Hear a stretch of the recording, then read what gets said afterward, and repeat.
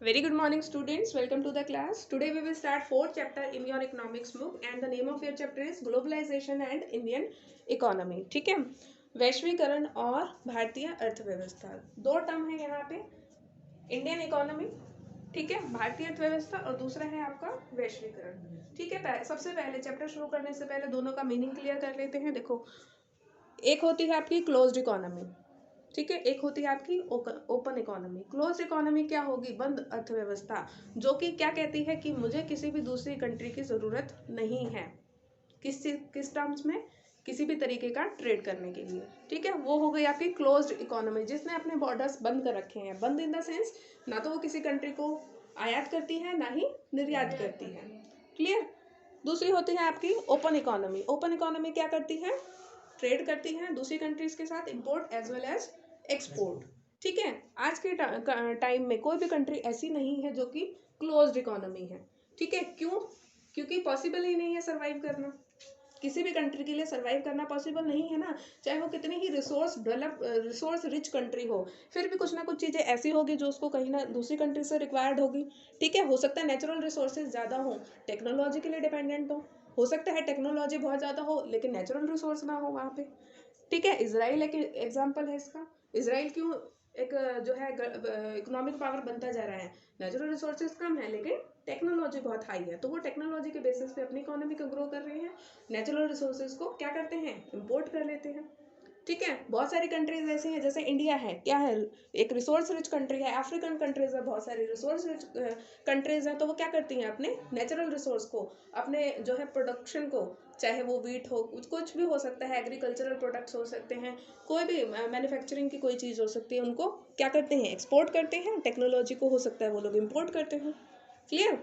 तो आज के टाइम में कोई भी इकोनॉमी जो है क्लोज्ड इकोनॉमी नहीं है. अब मतलब समझते हैं हम ग्लोबलाइजेशन का, वैश्वीकरण का.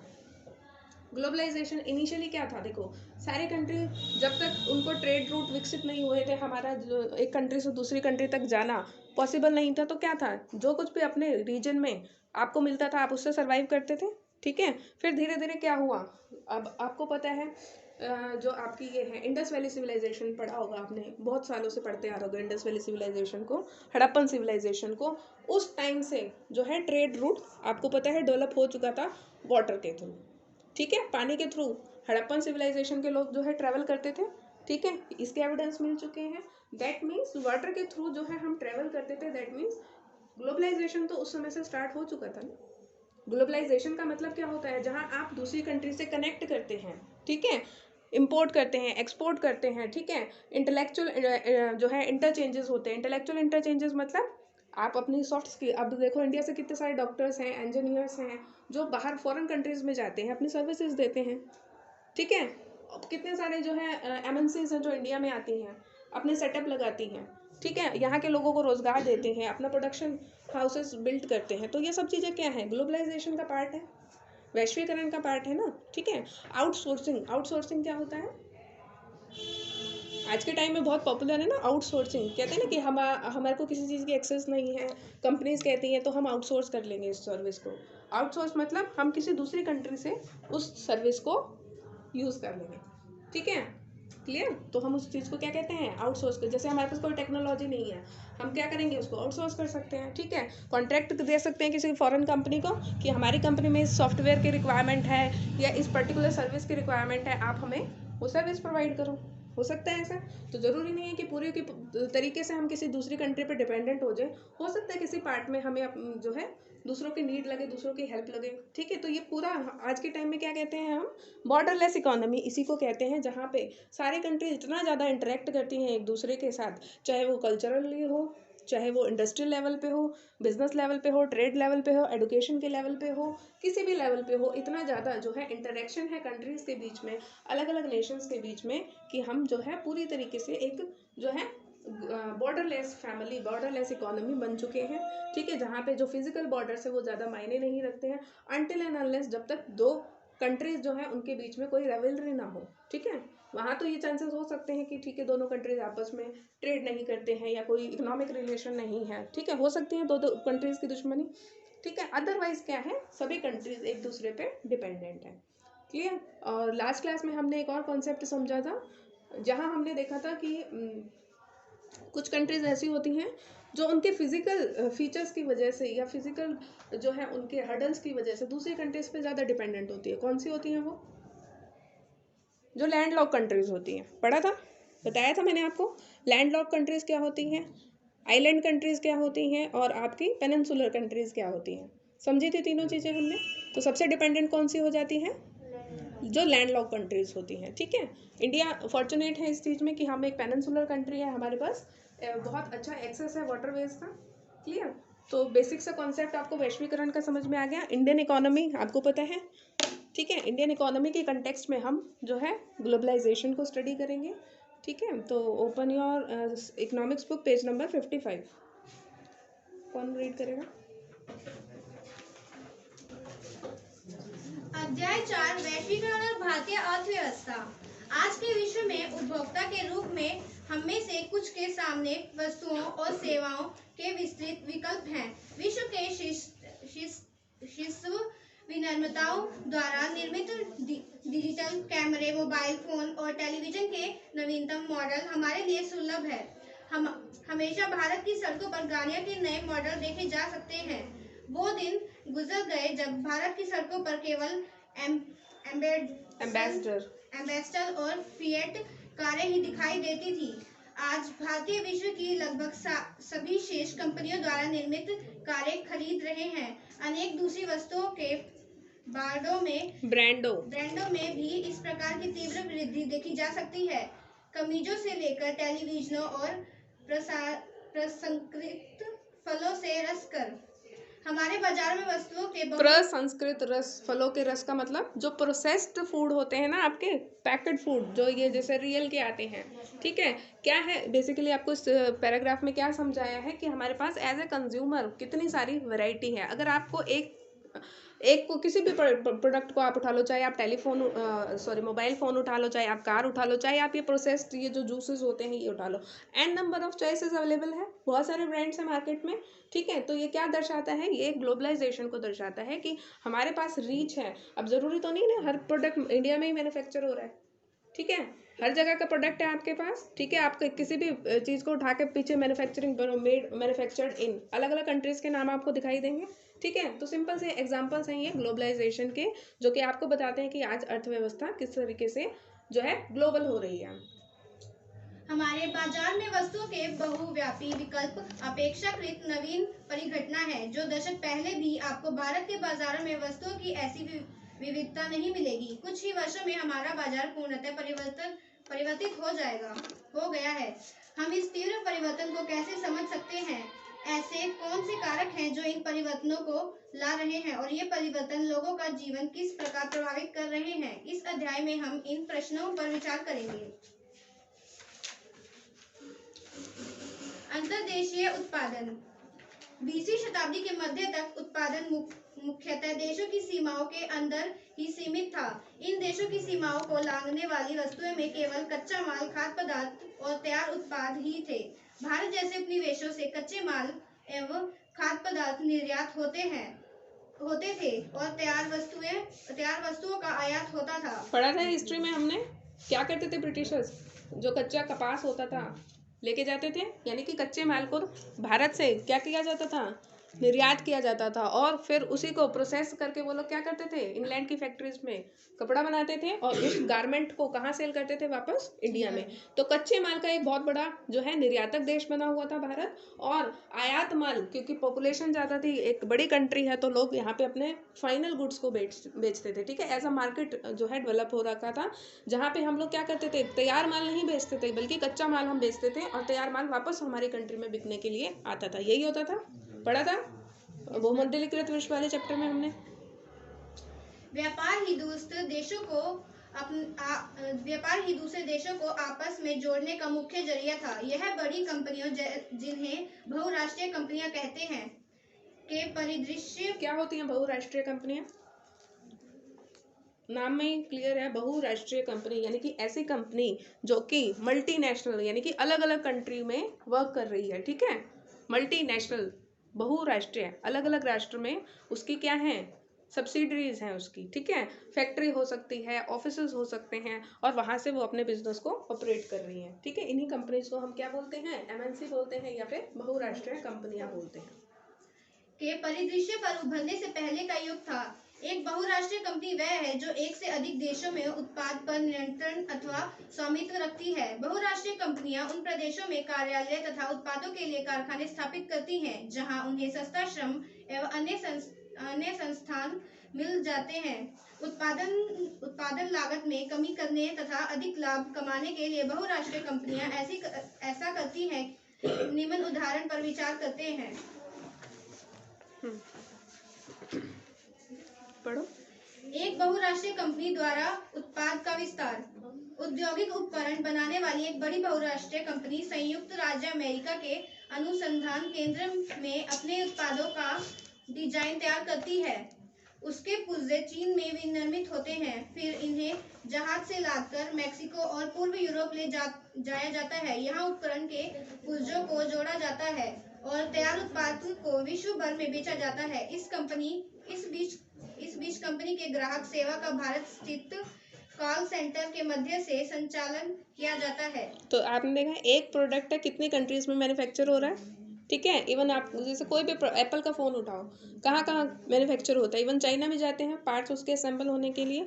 तो कोई भी प्रोडक्ट ऐसा नहीं है मतलब जो कि हम कह सकते हैं कि होली सोली, ऐसे बहुत सारे हैं जिनको हम बोल सकते हैं कि मेड इन इंडिया है, लेकिन मेड इन इंडिया होने के बावजूद भी हो सकता है उसका कोई कंपोनेंट है जिसको जो बाहर से तैयार होकर आया है, ठीक है। तो इसी तरीके से इस एग्जांपल के थ्रू बताया है कि एक ही प्रोडक्ट को मैन्युफैक्चर करने के लिए कितनी सारी कंट्रीज से हम उसके अलग अलग कंपोनेंट्स को मैन्युफैक्चर कराते हैं, ठीक है। अब एमएनसी क्यों राइज हो रही हैं, एमएनसी क्यों ग्रो कर रही हैं आजकल के टाइम में, क्योंकि जब भी जहाँ पे भी देखो सस्ती लेबर होगी और सस्ता मटेरियल जहाँ से मिलेगा तो कंपनीज वहाँ पे अपना सेटअप लगाएगी, ठीक है। अगर वो अपने देश में रहते हुए सपोज इंडिया का में जो है रॉ मटेरियल सस्ता है या चाइना में जो है लेबर सस्ती है, तो चाइना से उठा के वो यूएस में लेके जाएं उन लेबरर्स को महंगा पड़ेगा, बजाय कि वो उन्होंने क्या करा, चाइना में अपना एमएनसी कंपनी खोल ली, ठीक है, अपनी एक ब्रांच खोल ली। उससे क्या होगा, कॉस्ट कटिंग होगी, मटेरियल सस्ता मिलेगा, लेबर सस्ती मिलेगी, होगा कि नहीं होगा। इसीलिए आजकल कंपनीज जो हैं अलग अलग कंट्रीज में जहाँ पे भी उनको लेबर या मटेरियल सस्ता मिलता है वहाँ पे अपनी जो है यूनिट खोल लेती हैं, ऑफिसेज खोल लेती हैं, ठीक है। एक और सर्विस जो पिछले कुछ सालों में जो है बहुत ज़्यादा प्रोग्रेस कर रही है, that is your call centre हैं। अलग अलग कंपनी जो देखो अलग अलग कंट्रीज से जब ये मैन्युफैक्चर हो रही है कोई भी एक चीज़, तो कोऑर्डिनेशन कहाँ से आता है, कॉलिंग के थ्रू आता है, ठीक है। जो कस्टमर सर्विसेज होती हैं, जो कॉल सेंटर्स होते हैं, ये कोऑर्डिनेट करते हैं, ठीक है। इसीलिए क्या होता है, नाइट शिफ्ट क्यों होती है, क्योंकि हो सकता है जिन क्लाइंट से या जिस कंपनी से वो लोग डील कर रहे हैं वहाँ पे क्या है, अब सपोज कोई इंग्लैंड की कंपनी है, इंडिया में नाइट शिफ्ट में काम करेंगे, दैट मीन्स क्योंकि वहाँ पे मॉर्निंग होगी, जिन क्लाइंट से या जिस कस्टमर से या जो जिन कंपनी ऑफिशियल से वो लोग डील कर रहे हैं उनके लिए तो मॉर्निंग है, ठीक है। तो इसीलिए क्या होता है, डे एंड नाइट शिफ्ट में लोग जो है इसमें जो आपके कॉल सेंटर्स होते हैं इसमें वर्क करते हैं, क्योंकि अलग अलग कंट्रीज से वो लोग कोऑर्डिनेट कर रहे होते हैं, अलग अलग कंट्रीज का अलग अलग टाइम फ्रेम है, आपको पता है, ठीक है। इस उदाहरण में बहुराष्ट्रीय कंपनी केवल वैश्विक स्तर पर ही अपना तैयार उत्पाद नहीं बेच रही है, बल्कि अधिक महत्वपूर्ण यह है कि वस्तुओं और सेवाओं का उत्पाद विश्व स्तर पर कर रही है। परिणामतः उत्पादन प्रक्रिया क्रमशः जटिल ढंग से संगठित हुई है। उत्पाद प्रक्रिया छोटे भागों में विभाजित है और विश्व भर में फैली हुई है। ऊपर दिए गए उदाहरण में चीन एक सस्ता विनिर्माण केंद्र होने का लाभ प्रदान करता है। मैक्सिको और पूर्व यूरोप, अमेरिका और यूरोप के बाजारों में अपनी निकटता के कारण लाभप्रद है। भारत में अत्यंत कुशल इंजीनियर उपलब्ध हैं जो उत्पाद के तकनीक पक्षों को समझ सकते हैं। यहाँ अंग्रेजी बोलने वाले शिक्षित युवक भी हैं जो ग्राहक देखभाल से सेवाएं उपलब्ध करा सकते हैं। ये सभी चीजें बहुराष्ट्रीय कंपनी की लागत का लगभग 50-60% बचत कर सकती हैं। अतः वास्तव में सीमाओं के पार बहुराष्ट्रीय उत्पाद प्रक्रिया के प्रसार से असीमित लाभ हो सकता है। देखो क्या बता रहे हैं यहाँ पे आपको कि सिर्फ अपना तैयार माल बेचना ही अलग अलग कंट्रीज में जो है ग्लोबलाइजेशन नहीं कहलाता कि आपने अपनी कंट्री में कोई चीज़ मैन्युफैक्चर कर दी और आपने बहुत सारी कंट्रीज में बेच दी, बल्कि क्या है आज के टाइम में एक प्रोडक्ट को मैन्युफैक्चर करने के लिए भी आपको अलग अलग कंट्रीज में जाना पड़ रहा है, ठीक है। अलग अलग सर्विसेज आपको बताइए, मैक्सिको है, चाइना है, यहाँ पे जो चीज़ जहाँ पे सस्ती है वहाँ से आप उस चीज़ को, उस पार्ट को जो है मैन्युफैक्चर करते हो, फाइनली उसको असेंबल करके अलग अलग कंट्रीज में ही बेच देते हो। तो ना सिर्फ हम तैयार माल अलग कंट्रीज में बेच रहे हैं, बल्कि अपने माल को तैयार करने के लिए भी हम अलग अलग कंट्री के रिसोर्सेज को, अलग अलग कंट्री के लेबर को, जो चीज़ जहाँ सस्ती है वहाँ से उनको पिक करते हैं। ठीक है, इंडिया में क्या है आपको पता है, सबसे अच्छी जो प्रोनाउंसिएशन होती है इंग्लिश की वो इंडियंस की होती है। ठीक है, सबसे अच्छी इंग्लिश बोलते हैं, अच्छे इंजीनियर्स हैं। ठीक है, बहुत सारे इंजीनियर्स क्या करते हैं, एमएनसीज में वर्क करते हैं। ठीक है, असिस्टेंस प्रोवाइड करते हैं सॉफ्टवेयर की, आपकी हार्डवेयर की। इसके अलावा जो है कम्युनिकेट करने में सबसे ज़्यादा, क्यों कॉल सेंटर्स में कौन होते हैं, जिनकी फ्लुएंसी अच्छी होती है, जिनकी प्रोनाउंसिएशन अच्छी होती है। ठीक है, तो इंडियंस जो है वहाँ पे अपना रोल प्ले करते हैं कॉल सेंटर्स में। इसीलिए इतने सारे कॉल सेंटर्स आपको पता है नोएडा में, गुड़गांव में, मुंबई में, इन सारी जगह पे हैं। ठीक है, नहीं, विश्व भर के उत्पाद को एक दूसरे से जोड़ना। सामान्यतः बहुराष्ट्रीय कंपनियां उसी स्थान पर उत्पाद इकाई स्थापित करती हैं जो बाजार के नजदीक हो, जहां कम लागत पर कुशल और अकुशल श्रम उपलब्ध हो, और जहां उत्पाद के अन्य कारकों की उपलब्धता सुनिश्चित हो। साथ ही बहुराष्ट्रीय कंपनियां सरकारी नीतियों पर भी नजर रखती है, जो उनके हितों का देखभाल करती है। आप बाद में इस अध्याय में सरकारी नीतियों के बारे में और अध्ययन करेंगे। इन परिस्थितियों को सुनिश्चित करने के बाद ही बहुराष्ट्रीय कंपनियां उत्पाद के लिए कार्यालयों और कारखानों की स्थापना करते हैं। देखो यहाँ पे एक लाइन है कि जो बहुराष्ट्रीय कंपनियां होती है वो सरकारी नीतियों पर भी नज़र रखती हैं। क्यों रखती हैं, गवर्नमेंट पॉलिसीज पे क्यों नज़र रखेंगी, जो भी एमएनसी होगी। देखो किसी भी एमएनसी का मतलब ये है वो दूसरे राष्ट्र से आई है।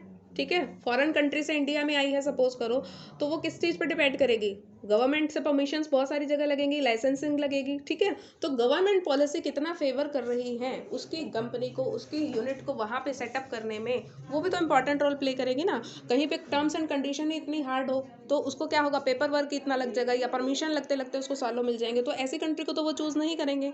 जहाँ पे थोड़ी फ्लेक्सिबिलिटी हो, जहाँ पे उनको इजीली परमिशन मिल जाए, गवर्नमेंट पॉलिसी उनके बिजनेस को सपोर्ट करे, ऐसी जगह पे ही तो लगाएंगे ना। क्योंकि देखो यूनिट एस्टेब्लिश करने के लिए क्या, ज़मीन भी चाहिए उनको। ठीक है, मैन्युफैक्चरिंग कर पूरा सेटअप लगाने के लिए मशीनें भी लेके आएंगे, हो सकता है फॉरेन से लेके आए, दैट मीन्स उनको अपने साथ मशीनें इंपोर्ट करके लानी पड़ेंगी, उसकी परमिशन चाहिए, लैंड खरीदने की परमिशन चाहिए, लोकल अथॉरिटीज से परमिशन चाहिए। ठीक है, जिस एरिया में लगा रहे हैं वहाँ का जो है उनको, जैसे ये है पॉल्यूशन लेवल, ये सब चीज़ें उनको मैनेज करनी पड़ेगी। तो जो सरकारी नीतियाँ होती हैं, जो जितनी बिजनेस को फेवरेबल होंगी, बिजनेस के लिए फेवरेबल होंगी, उतनी ज़्यादा कंपनीज वहाँ पे अपनी मैन्युफैक्चरिंग यूनिट या बिजनेस यूनिट लगाने के बारे में सोच सकती हैं। ठीक है, परिसंपत्तियों जैसे भूमि, भवन, मशीन और अन्य उपकरणों की खरीद में व्यय की गई मुद्रा को निवेश कहते हैं। बहुराष्ट्रीय कंपनी द्वारा किए गए निवेश को विदेशी निवेश कहते हैं। कोई भी निवेश इस आशा से किया जाता है कि ये परिसंपत्तियां लाभ अर्जित करेंगी। अब निवेश और बचत ये तो बताने की जरूरत नहीं है, दोनों में डिफरेंस पता है आप लोगों को, एक बचत होता है और एक निवेश होती है, पता है, दोनों में डिफरेंस पता है, बचत में और निवेश में। अभी यहाँ पे हमने बोला हम निवेश किसको कहते हैं, निवेश का मतलब कि इन्वेस्टमेंट का क्या मतलब है, किसी चीज को बेचने के बाद जो मुद्रा मिलती है। नहीं, बिल्कुल भी नहीं। इन्वेस्टमेंट क्या होता है, पैसे लगाना। Investment, saving. अच्छा देखो 3 टर्म है, एक है एक्सपेंस, एक हो गया सेविंग, और एक हो गया इन्वेस्टमेंट। बताओ तीनों में डिफरेंस, कौन बताएगा। एक्सपेंस मतलब खर्चे, जल्दी बताओ। कभी कभी बहुराष्ट्रीय कंपनियां इन देशों की स्थानीय कंपनियों के साथ संयुक्त रूप से उत्पाद करती है। संयुक्त उत्पाद से स्थानीय कंपनियों को दोहरा लाभ होता है। पहला, बहुराष्ट्रीय कंपनियां अतिरिक्त निवेश के लिए धन प्रदान कर सकती हैं, जैसे कि तीव्र उत्पादन के लिए मशीनें खरीदने के लिए। दूसरा, बहुराष्ट्रीय कंपनियां उत्पाद की नवीनतम प्रौद्योगिकी अपने साथ ला सकती हैं। देखो क्या होता है, कोई कभी कभी देखो ऐसा नहीं है जरूरी कि कोई एमएनसी आई है इंडिया में वो अपने आप ही पूरा सेटअप लगा रही है, किसी लोकल जो कंपनी है, फैक्ट्री है, उसके साथ कोलैबोरेट कर सकती है। ठीक है, ताकि वो क्या करेगी, उस लोकल कंपनी के साथ मिलके अपना जो है प्रोडक्शन वहाँ पे स्टार्ट कर सकती है। बदले में वो उनको क्या दे सकती है, इन्वेस्टमेंट दे सकती है, नई टेक्नोलॉजी दे सकती है। ठीक है, तो उससे फायदा क्या होता है, जो लोकल बिजनेस होते हैं वो भी साथ में ग्रो करते हैं। क्लियर। लेकिन बहुराष्ट्रीय कंपनियों के निवेश का सबसे आम रास्ता स्थानीय कंपनियों को खरीदना और उसके बाद उत्पाद का प्रसार करना है। अपार संपदा वाली बहुराष्ट्रीय कंपनियां यह आसानी से कर सकती हैं। उदाहरण के लिए एक बहुत बड़ी अमेरिका बहुराष्ट्रीय कंपनी कारगिल फूड्स ने कारगिल फूड्स ने परख फूड्स जैसी छोटी भारतीय कंपनियों को खरीद लिया है। परख फूड्स ने भारत के विभिन्न भागों में एक बड़ा विपणन तंत्र तैयार किया था, जहां उसके ब्रांड काफी प्रसिद्ध थे। परख फूड के 4 तेल शोधक केंद्र भी थे, जिस पर अब कारगिल का नियंत्रण हो गया है। अब कारगिल 50 लाख पैकेट प्रतिदिन निर्माण क्षमता के साथ भारत में खाद्य तेल की सबसे बड़ी उत्पाद कंपनी है। आगे एग्जांपल समझ में आ गया? इसने क्या करा है, इसने किसी के साथ लोकल कंपनी का तो कोलैबोरेट नहीं करा, बल्कि उस लोकल कंपनी को ही खरीद लिया और उसकी जो प्रॉपर्टी थी वो भी खरीद ली। ठीक है, तो अब क्या है, जो पहले परख था ना, परख फूड्स अपने नाम से जो चीजें बेचता था, अब वो किसके नाम से बिक रही हैं? कारगिल फूड्स के नाम से बिक रही है, क्योंकि अब उसका ऑनर कोई MNC कंपनी हो गई आपकी। वास्तव में कई शीर्ष बहुराष्ट्रीय कंपनियों की संपत्ति विकासशील देशों की सरकारों के संपूर्ण बचत से भी अधिक है। ऐसी अपार संपत्ति वाली बहुराष्ट्रीय कंपनियों की शक्ति और प्रभाव पर विचार करें।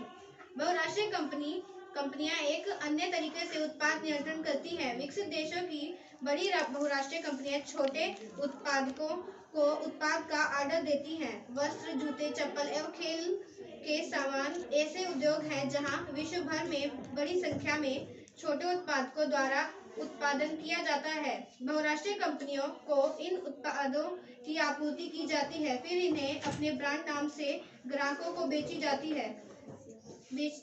है। इन बड़ी कंपनियों में दुरुस्त उत्पादकों के मूल्य, गुणवत्ता, आपूर्ति और श्रम शर्तों का निर्धारण करने की प्रचंड क्षमता होती है। इस प्रकार हम देखते हैं कि बहुराष्ट्रीय कंपनियां कई तरह से अपने उत्पादन कार्य का प्रसार कर रही हैं और विश्व के कई देशों की स्थानीय कंपनियों के साथ पारंपरिक संबंध स्थापित कर रही हैं। स्थानीय कंपनियों के साथ साझेदारी द्वारा आपूर्ति के लिए स्थानीय कंपनियों का इस्तेमाल करके और स्थानीय कंपनियों से निकट प्रतिस्पर्धा करके अथवा उन्हें खरीद कर बहुराष्ट्रीय कंपनियां दूरस्थ स्थानों के उत्पाद पर अपना प्रभाव जमा कर रही हैं। परिणाम दूर स्थानों पर फैला उत्पाद परस्पर संबंधित हो रहा है।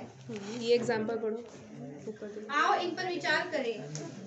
एक अमेरिकी कंपनी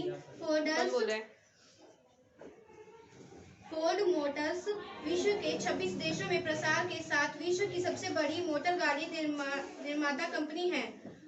फोर्ड मोटर्स 1995 में भारत आई और चेन्नई के निकट 1700 करोड़ रुपए का निवेश करके एक विशाल संयंत्र की स्थापना की। यह संयंत्र भारत में जीपों एवं ट्रकों के प्रमुख निर्माता महिंद्रा के सहयोग से स्थापित किया गया। विश्व 2004 तक फोर्ड मोटर्स भारतीय बाजारों में 27,000 कारें बेच रही थी, जबकि 24,000 कारों का निर्यात भारत से दक्षिण अफ्रीका, मैक्सिको और ब्राजील किया गया।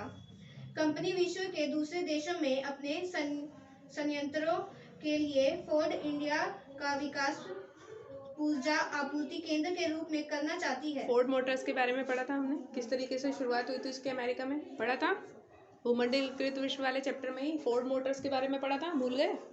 कैसे वो उन्होंने असेंबली लाइन अपनी स्थापित करी थी, जहाँ पे वो क्या मिनट के हिसाब से गाड़ियाँ तैयार कर रहे थे। ठीक है, और उससे क्या हुआ था, बहुत सस्ते रेट में जो है कारें अमेरिका में बिकने लगी थी। हर कोई जो है पर्सन जो है कार को अफोर्ड करने लगा था। पढ़ी थी ये सारी स्टोरी। तो वो इंडिया में कब आया, फोर्ड कंपनी इंडिया में कब आई? 1995 में। किसके साथ इन्होंने जो है कोलैबोरेट किया? महिंद्रा एंड महिंद्रा के साथ। ठीक है, चलो।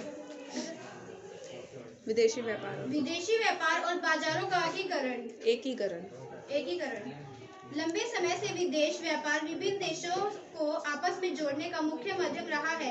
इतिहास में आपने भारत और दक्षिण एशिया को पूर्व और पश्चिम के बाजारों से जोड़ने वाले व्यापार मार्गों और इन मार्गों से होने वाले गहन व्यापार के बारे में पढ़ा होगा। आपको यह भी याद होगा कि व्यापारिक हितों के कारण व्यापारिक कंपनियां जैसे ईस्ट इंडिया कंपनी भारत की ओर आकर्षित हुई। आखिरकार विदेशी व्यापार का बुनियादी कार्य क्या है? सरल शब्दों में कहा जाए तो विदेशी व्यापार घरेलू बाजार अथवा अपने देशों के बाजारों से बाहर के बाजारों में पहुंचने के लिए उत्पादों को एक अवसर प्रदान करता है। उत्पादक केवल अपने देशों के बाजारों में ही अपने उत्पाद नहीं बेच सकते हैं, बल्कि विश्व के अन्य देशों के बाजारों में भी प्रतिस्पर्धा कर सकते हैं। इसी प्रकार दूसरे देशों में उत्पादित वस्तुओं के आयात से खरीदारों के समक्ष उन वस्तुओं के घरेलू उत्पादन के अन्य विकल्पों का विस्तार होता है।